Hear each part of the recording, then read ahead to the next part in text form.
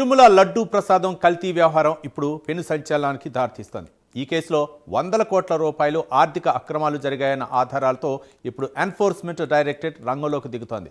SIT దర్యాప్తు కేవలం YV Subbareddy, మాజీ పిఏ చిన్న అప్పన్న దగ్గరే ఆగిపోగా ఇప్పుడు ఈడీ ఎంట్రీతో అసలు కథ మొదలు కాబోతోంది. నెయ్యి కాంట్రాక్టుల ద్వారా చేతులు మారిన వందల కోట్ల కమిషన్లు అంతిమంగా ఎవరికి చేరాయి? ఆ సొమ్మును హవాలా రూపంలో విదేశాలకు తరలించారా లేక ఇతర వ్యాపారాల్లోకి మళ్లించారా అనే కోణంలో ఈడీ దర్యాప్తు చేయనుంది.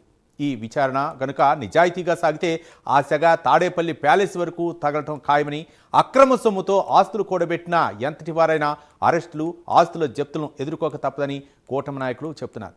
ఇదే అంశానికి సంబంధించి మరింత సమాచారం మా కరెస్పాండెంట్ రవివర్మ అందిస్తారు. రవివర్మ.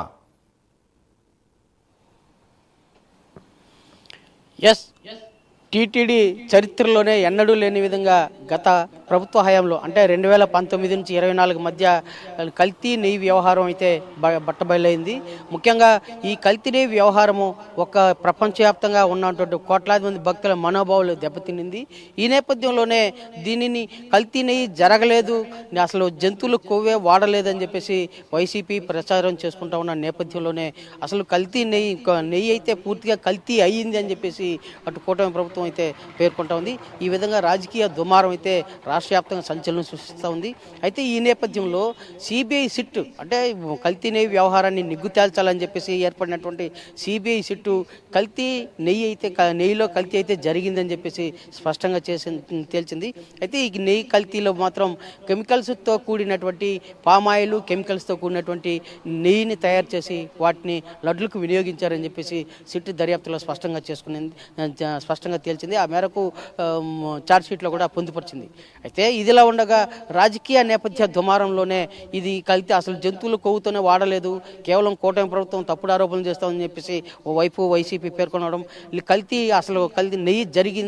నెయ్యిలో కల్తీ జరిగిందని చెప్పేసి కూటమి ప్రభుత్వం స్పష్టం చేస్తూ వస్తుంది. అయితే ఇదిలా ఉండగా ప్రభుత్వం మాత్రం దీని మీద పూర్తి స్థాయిలో నిగ్గు తేల్చాలని చెప్పేసి భావిస్తూ ఉంది. ఈ నేపథ్యంలోనే అసలు ఈ నెయ్యి కుంభకోణం వ్యవహారంలో జరిగినటువంటి లావాదేవీల మీద పూర్తి స్థాయి విచారణ జరిపేందుకు కూడా ప్రభుత్వం సిద్ధమవుతోంది. ఈ నేపథ్యంలోనే సిడి ఎంట్రీ ఈ అక్రమ లావాదేవీల వ్యవహారంలో ఎంతెంత జరిగింది, ఎప్పుడెప్పుడు జరిగింది, ఎంతెంత లావాదేవీలు జరిగిందనే విషయంలో ఎంట్రీ నిగ్గు తేల్చేందుకు ఈడీ ఎన్ఫోర్స్మెంట్ డైరెక్టర్ అయితే రంగప్రవేశం చేస్తున్నట్టు కూడా తెలుస్తోంది. దాదాపు అంటే అప్పటి టీటీడీ చైర్మన్గా ఉన్నటువంటి వైవి సుబ్బారెడ్డి పిఏ అప్పన్న అకౌంట్లకి వేల కోట్ల రూపాయలు, వందల కోట్ల రూపాయలు డిపాజిట్ నగదు లావాదేవీల వ్యవహారం జరిగినట్టు కూడా సిట్ అయితే స్పష్టంగా చేస్తూ ఉంది. ఆ ఆధారాల నేపథ్యంలోనే ఇవాళ ఈడీ ఎన్ఫోర్స్మెంట్ డైరెక్టర్ ఇన్వాల్వ్ అవుతూ ఉంది. అసలు ఈ అక్రమ లావాదేవీల వ్యవహారం ఎంతవరకు ఈ నగదు లావాదేవీలు హవాలా రూపంలో నగదు లావాదేవీలు జరిగాయా, లేదంటే వ్యాపార పెట్టుబడులకు ఈ నగదు లావాదేవీలను వాడారా అని చెప్పి వాటి విషయంలో సిట్ అయితే పూర్తిగా ఎన్ఫోర్స్మెంట్ ఈడీ నిగ్గు తేల్చేందుకు కూడా సన్నద్ధమవుతా ఉంది. ఈ విషయంలో ఈ ఈడీ ఎన్ఫోర్స్మెంట్ వ్యవహారం పూర్తిగా సజావుగా సాగినట్లయితే అసలు దోషులు ఎవరనేది కూడా స్పష్టంగా తెలుస్తుంది. దీంతో వైసీపీ మరింత ఇబ్బందులు పడే అవకాశం ఉందని కూడా స్పష్టంగా తెలుస్తుంది. అయితే ఈ నగదు లావాదేవీల వ్యవహారంలో ఎవరి ప్రమేయం ఉంది, ఎవరి ప్రోద్బలంతో ఇలాంటి అంటే నెయ్యి టెండర్ల కాంట్రాక్ట్ విధానాన్ని మార్చారు, వాళ్ళ దగ్గర నుంచి అక్రమంగా ఆర్థిక లావాదేవీలు పొందారు, వీటన్నిటినీ కూడా ఈడీ ఎన్ఫోర్స్మెంట్ నిగ్గు తేల్చేందుకు సిద్ధమవుతోంది.